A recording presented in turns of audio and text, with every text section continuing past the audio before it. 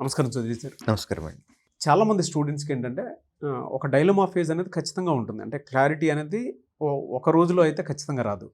Over a period of time కొంతమందికి parents background నుంచి వాళ్ళు ఇచ్చేటువంటి సపోర్ట్ కానివ్వండి, సజెషన్స్ వల్ల ఒక క్లారిటీ ఉంటుంది. అంటే ఎస్ఎస్సి ప్రిపేర్ అవ్వాలా, లేదు అని అంటే బ్యాంకింగ్ ప్రిపేర్ అవ్వాలా అనేటువంటి దానికి ఒక క్లారిటీ ఉంటుంది.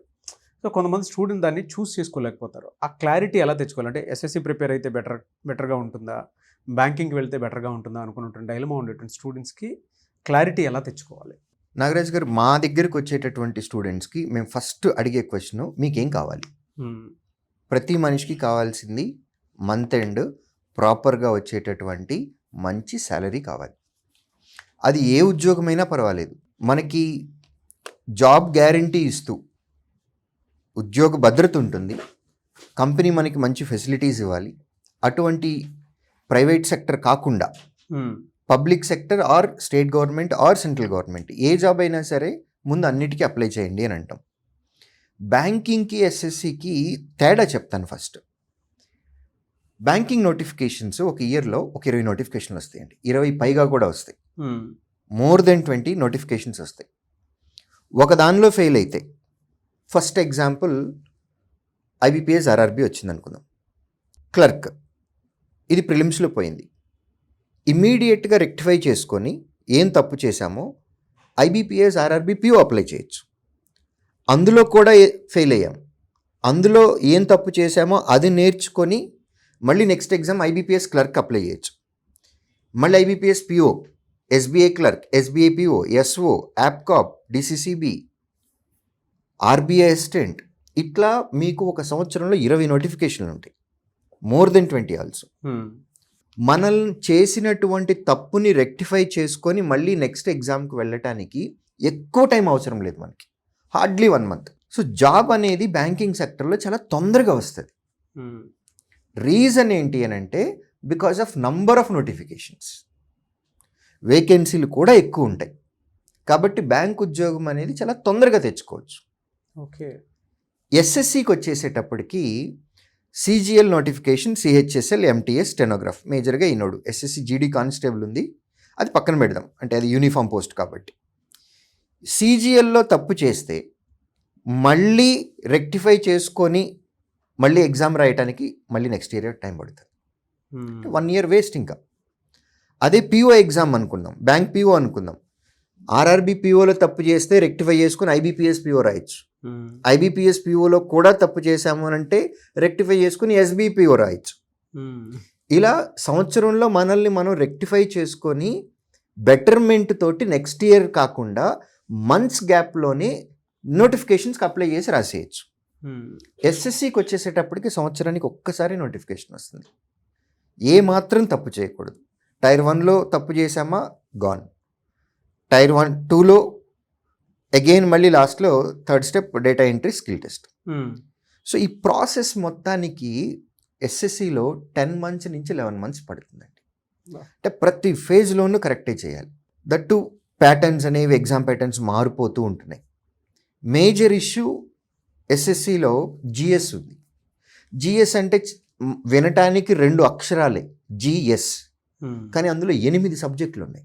బ్యాంకింగ్కి ప్రిపేర్ అయ్యేటటువంటి students reasoning, arithmetic, general English, current affairs, computer awareness, ఇవన్నీ ఎస్ఎస్సిలో ఉన్నాయి. ఓకే. బ్యాంక్ ఎగ్జామ్స్ వాళ్ళు ఎక్స్ట్రాగా ప్రిపేర్ అవ్వాల్సింది బ్యాంకింగ్ అవేర్నెస్. అదే ఎస్ఎస్సి ఎగ్జామ్ రాయాలి అని అంటే జిఎస్ 8 సబ్జెక్టులు ఉన్నటువంటి జిఎస్ కూడా ఉంది. సో పోనీ 8 సబ్జెక్టులు ఉన్న జిఎస్ చదువుదాము అని అనుకున్నా, వాటి నుంచి వచ్చేటటువంటి క్వశ్చన్స్ టైర్ 1లో 25 క్వశ్చన్స్. అంటే ఒక్కొక్క సబ్జెక్ట్ నుంచి 3 క్వశ్చన్లు కూడా రావు కొన్నిసార్లు. బుక్ చూస్తే ఇంత బుక్ ఉంటుంది, ఇంత బుక్ నుంచి 3 క్వశ్చన్లు వస్తాయి, ఆబ్జెక్టివ్ టైప్ ఆఫ్ క్వశ్చన్స్. అవి ఎక్కడి నుంచి వస్తాయి అలా తెలుస్తుంది. So purely luck. అవును. యూపీఎస్సి ఫస్ట్ ర్యాంకర్ కూడా ఎస్ఎస్సి సిజిఎల్ టైర్ 1 ఎగ్జామ్లో వచ్చేటటువంటి క్వశ్చన్స్, జిఎస్ క్వశ్చన్స్ని 100% ఆన్సర్ పెడతారు అని అంటే నేను నమ్మలేను. యూపీఎస్సి ఫస్ట్ ర్యాంకర్ కూడా అయి ఉండొచ్చు.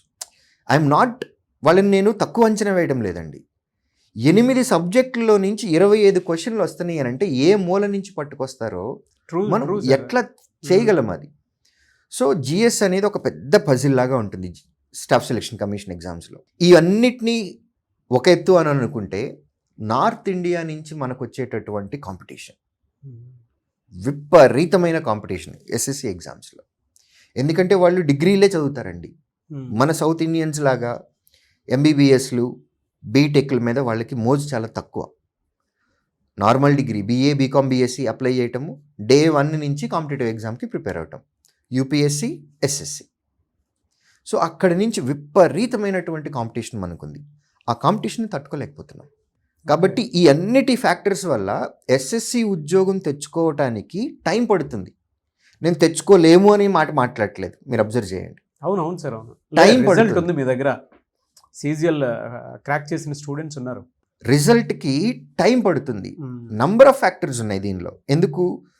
తప్పు చేయకుండా అన్ని ఫేజ్లు దాటాలి. తప్పు చేస్తే మళ్ళీ 1 year పెనాల్టీ. మనుషులన్న తర్వాత సహజంగానే తప్పులు చేస్తాం. కాస్ట్లీ పెనాల్టీ ఇది. నంబర్ 2, ఎక్కువ సబ్జెక్టులు ఉన్నాయి.